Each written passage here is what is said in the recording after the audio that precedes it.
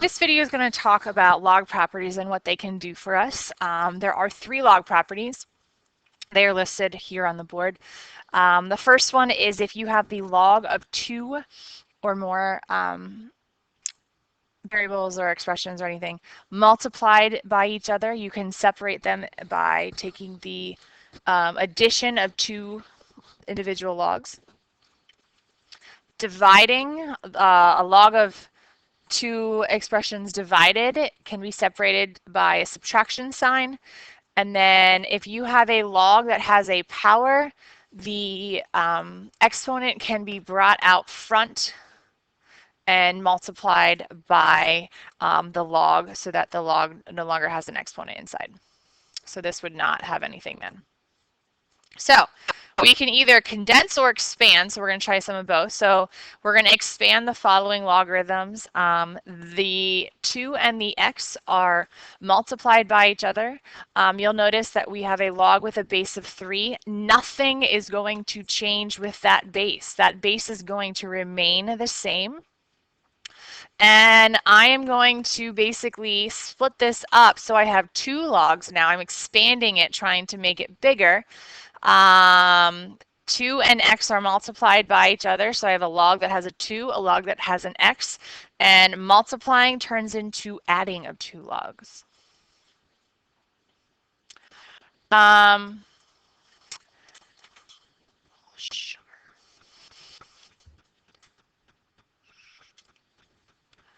Okay, so the next example has a division and some exponents. So we're going to first treat the division. So we are a log with a base of 6. That's going to remain the same.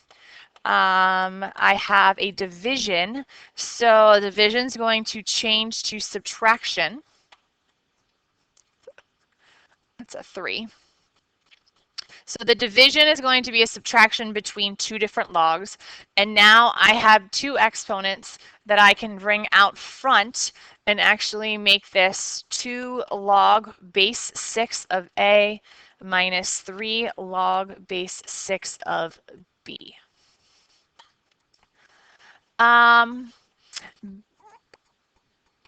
Sometimes it might be easier to I kind of treat the exponent first before you go and use the log property.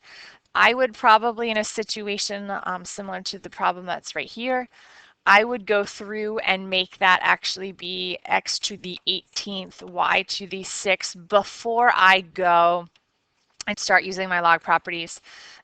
These are multiplied, so it's going to be addition sign that's going to separate the 2 of them. We still are working in a base of 2.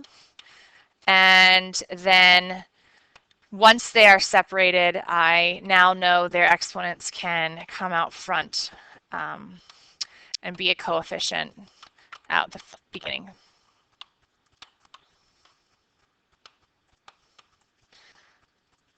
I just think that multiplying this in first helps as we go through.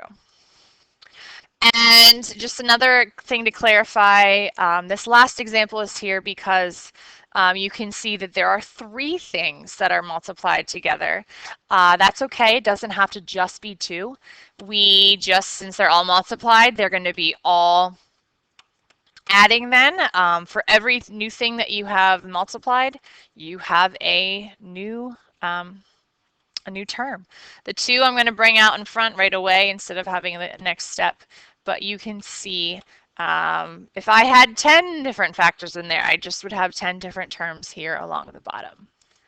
So we can either go and expand them using logarithms, or we can go the other direction and combine them together into one logarithm. That's the key. You're going to write the word log 1 time. So in this case, I'm working in a log of 7. You notice they're all log of 7. So log base 7, I see that they're all added together, so that's going to be one big multiplication, so x times y times z. Moving along, if you have any exponents that were exponents. So if you have any numbers out front, you can actually bring them up to an exponent. We want to write this as one logarithm. I see an addition sign in the middle, so that is again a multiplication. So I'm going to have x to the fourth times y to the 12th. Um, and we're good on that one. So I see a couple exponents, or sorry, a couple coefficients that are going to become exponents. So that's going to become a to the 15th and b to the 5. And I see a subtraction. So a subtraction is a division sign.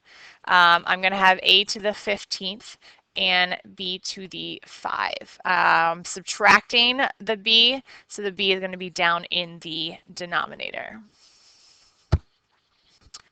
And I see in this last example here a coefficient of 1/2 um, that is going to become a power of 1/2. I see a subtraction sign, which is going to be a division. So I have log base 4. Oh, and the last problem, that was a base of 9.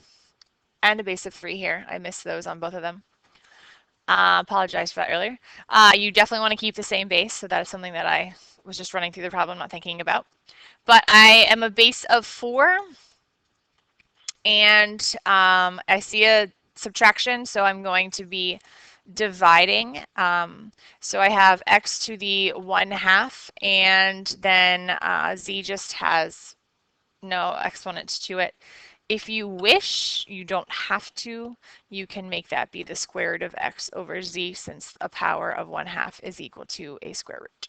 That's not necessary, but it can happen.